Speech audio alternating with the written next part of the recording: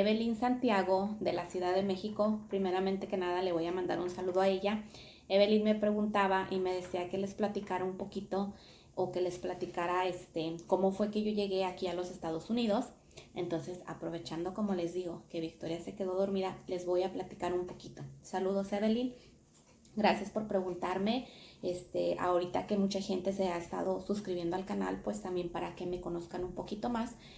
Voy a tratar de platicarles súper rápido, voy a hablar bien rápido. Si me equivoco en alguna palabra o eso, ahí me corrigen, no me molesta que me corrijan.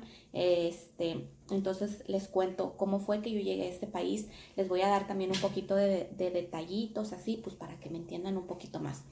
Entonces, ¿cómo fue que yo vine a parar a este país que no es mío? Yo soy mexicana, como saben, soy de Morelos. Cuando yo tenía como unos aproximadamente entre 4 o 5 años, mi papá se comenzó a venir aquí. En ese tiempo me recuerdo que había compañías que los traían contratados, venían con visa, pero venían solamente por temporadas. Entonces él fue el primero que vino aquí, iba y venía, como les digo, por temporadas, 6 meses, creo que lo máximo era un año. Entonces fue mi papá el que comenzó a venir. Así estuvo yo creo que los primeros como que serán unos 2 o 3 años.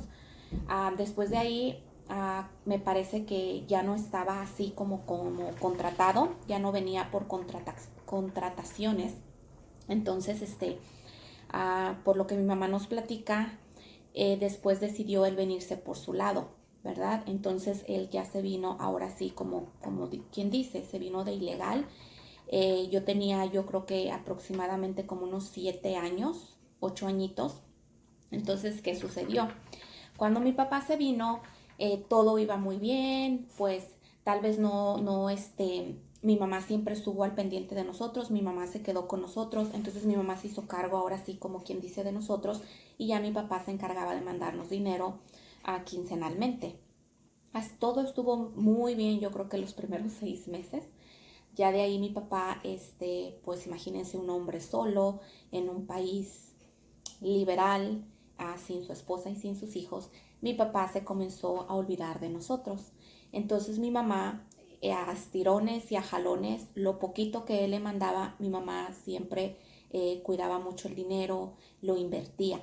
Me recuerdo que cuando mi papá se comenzó a olvidar de nosotros, lo poquito que ella fue ahorrando, fue juntando, empezó a invertirlo y me acuerdo que mi mamá criaba marranos. Entonces los criaba y ese era un negociazo para mi mamá porque pues los vendía y de ahí sacaba dinero para nosotros. También de ahí mi mamá fue ahorrando y fue ahorrando. No, esa parte sí no la sé muy bien, le voy a preguntar a ella, pero mi mamá se hizo de una tiendita bien chiquita, lo indispensable nada más. Pero mi tía tiene una tienda de abarrotes, entonces yo ya no sé ahí cómo fue, porque me acuerdo que íbamos por producto también al Puyeca, donde vivía mi tía, y mi tía también le daba producto, entonces yo no sé, me imagino que ahí mi tía nos ayudó también, entonces mi mamá se hizo de una tiendita, ¿verdad? Entonces ya, como quien dice, mi mamá ya no le preocupaba si mi papá mandaba o no mandaba dinero, a ella ya no le preocupaba. A estirones, como les digo, ella miraba, siempre vio la forma de darnos lo que necesitábamos, de que tuviéramos, o sea, lo importante que era un plato de comida. Tal vez nunca tuvimos lujos, pero el mejor lujo que teníamos era tener a nuestra madre junto con nosotros y que estábamos juntos con mi mamá, juntos mis hermanos y ella, ¿verdad? Entonces, recuerdo que así pasó, mi mamá siempre al pendiente de nosotros, lo que una madre siempre hace por sus hijos. Mi papá seguía olvidado de nosotros, ya, totalmente ya había pasado creo que más de un año y ya no sabíamos de él, no nos hablaba ni nada, ¿verdad?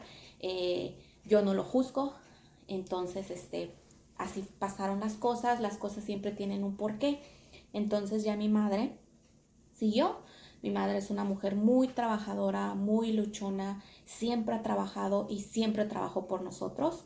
Entonces, ella seguía con su tiendita pequeñita, criando sus marranitos.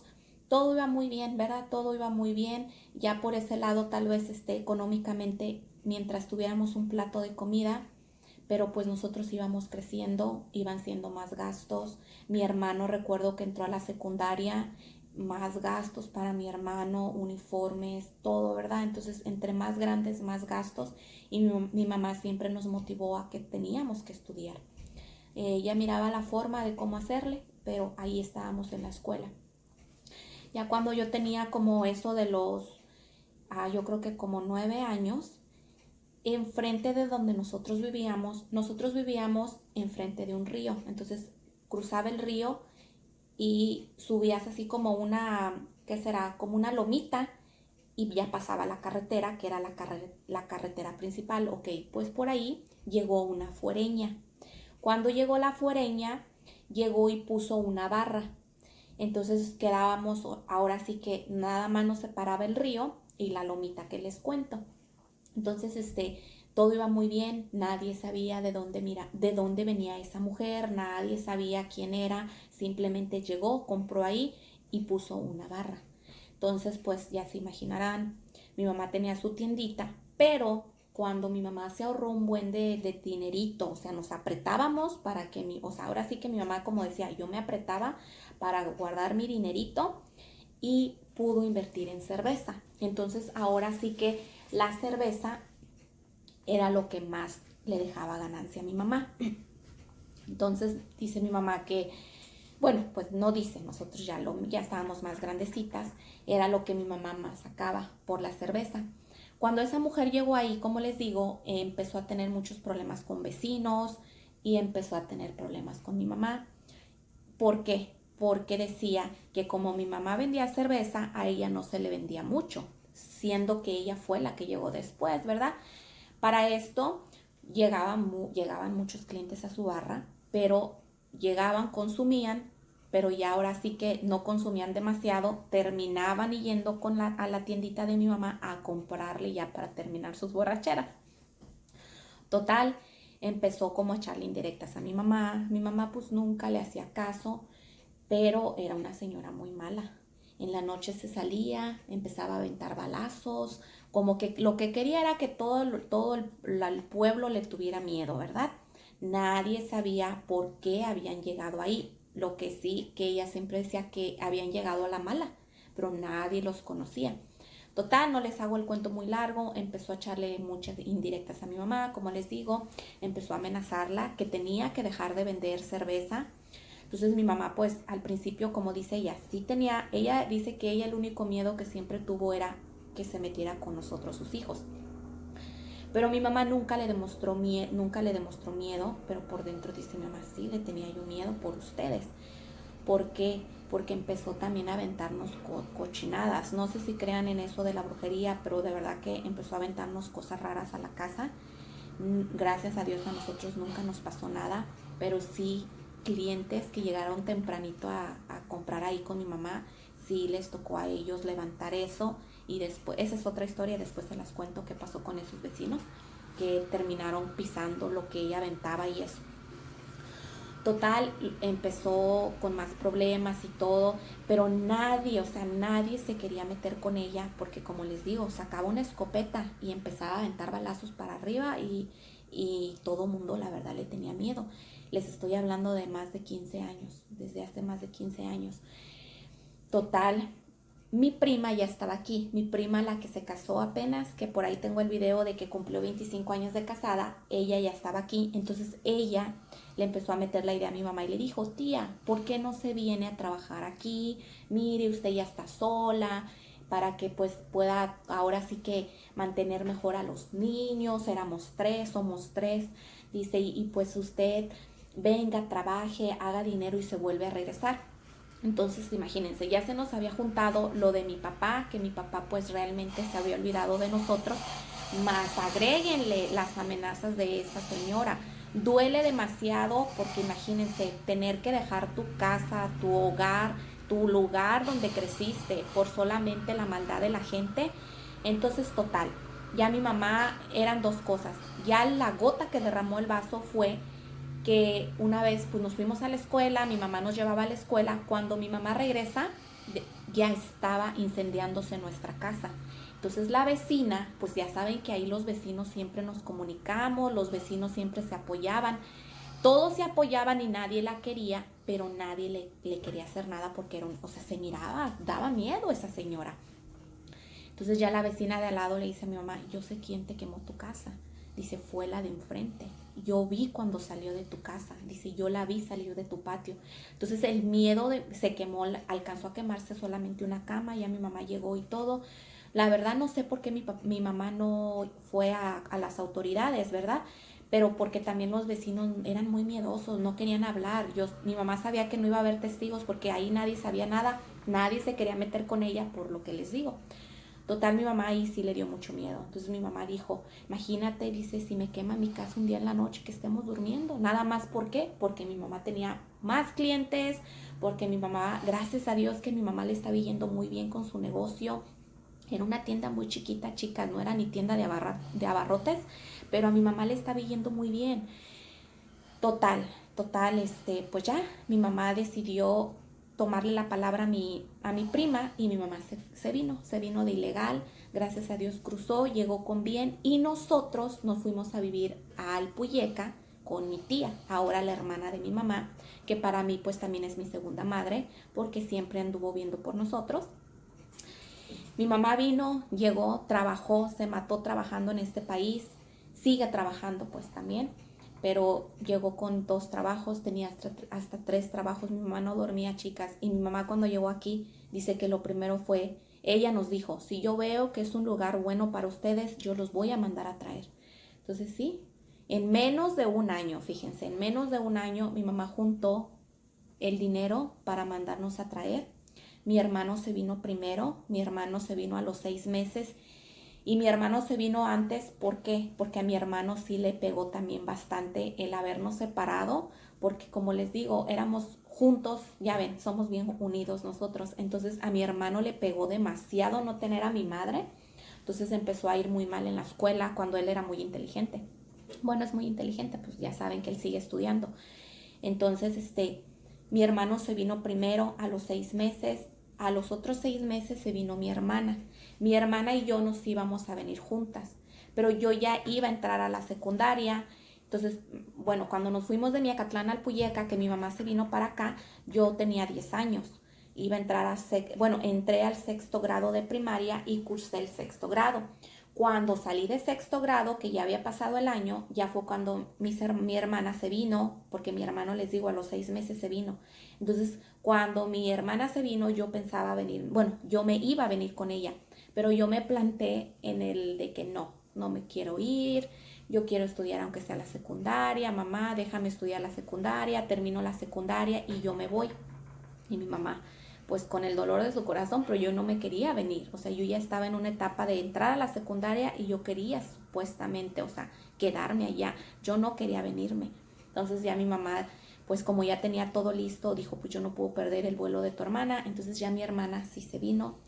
Cursé el primero de secundaria, cursé el segundo y cursé el tercero de secundaria. Estudié en el internado Palmira en Cuernavaca. Esa es otra historia también. Tengo muchas historias que contar, pero les cuento rapidito el por qué llegué aquí.